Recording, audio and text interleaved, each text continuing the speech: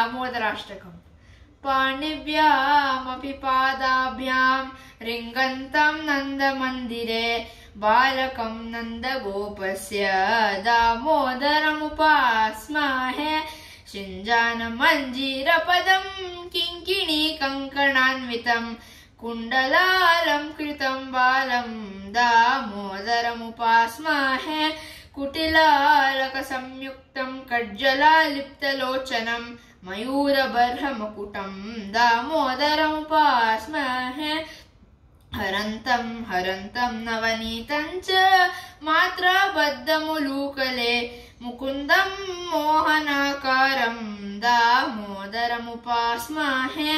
इतस्ततः सञ्चरन्तं रुदन्तं च मुहुर्मुहुः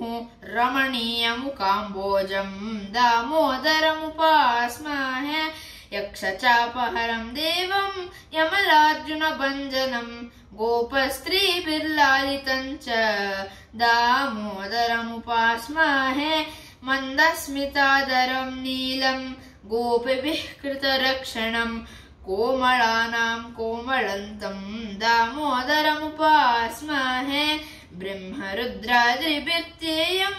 यशोदावत्सलं हरिं भाग्यरत्नं गोकुलस्य दामोदरमुपास्महे दामोदराष्टकं पुण्यं कृष्णप्रेमप्रवर्धनं यः पठेत् श्रद्धया नित्यं भवबन्धात् विमुच्यते. Now I'll be reciting Nandagopalaष्टकम्. बृन्दावने सञ्चरन्तं वन्दारुजनचन्दनं बृन्दारकगणाधीशं नन्दगोपालमाश्रये चन्दनालिप्तसर्वाङ्गं चन्द्रकान्ताननं विभुं शिखिपिञ्च किरीटं च नन्दगोपालमाश्रये गोप गोपी गोपबाल गोवत्स समन्वितं गोपाङ्गना चित्तचोरं नन्दगोपालमाश्रये पीताम्बरधरं देवं वनमाला विभूषणं कस्तूरीतिलकोपेतं नन्दगोपालमाश्रये मुरलीवादनपरं मुनीनामपि मोहनं शिञ्जन्मञ्जीरचरणं नन्दगोपालमाश्रये वैजयन्तीलतोरस्कं सर्वाभरणभूषितं कालमेघनिभं देवं नन्दगोपालमाश्रये कालिन्दीजलकल्लोल लीलालोलं दयानिधिं श्रीदामोत्सङ्गशयनं नन्दगोपालमाश्रये नृत्यन्तं मुहूर्तन्तं क्रीडन्तं गोपबालकैः योगीन्द्राणां हृदि ध्येयं नन्दगोपालमाश्रये यः पठेत् श्रद्धया नित्यं नन्दगोपालकाष्टकं तस्य गोपालपादाब्जे प्रेमभक्तिप्रजायते. Now I'll be reciting Brindavanachalastakam. श्रीनन्दगोपतनयं यशोदाकरलालितं शृङ्गवेत्रधरं कृष्णं बृन्दावनचरं भजे स्वादुदध्यन्नमश्नन्तं पिबन्तं यमुनाजलं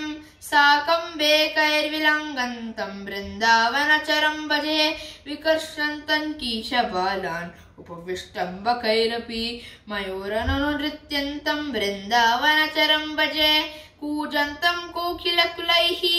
गायन्तं च मधुव्रतैः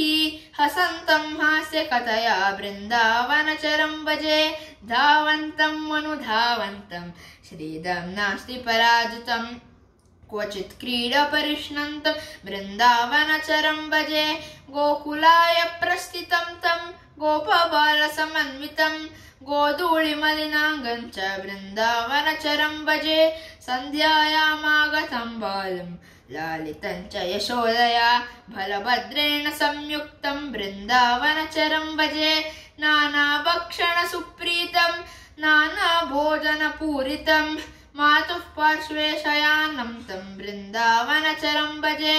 यः पठेत् श्रद्धया नित्यं बृन्दावनचराष्टकं प्रेम भक्तिमवाप्नोति जन्म बृन्दावनेऽपि च. राधे कृष्ण.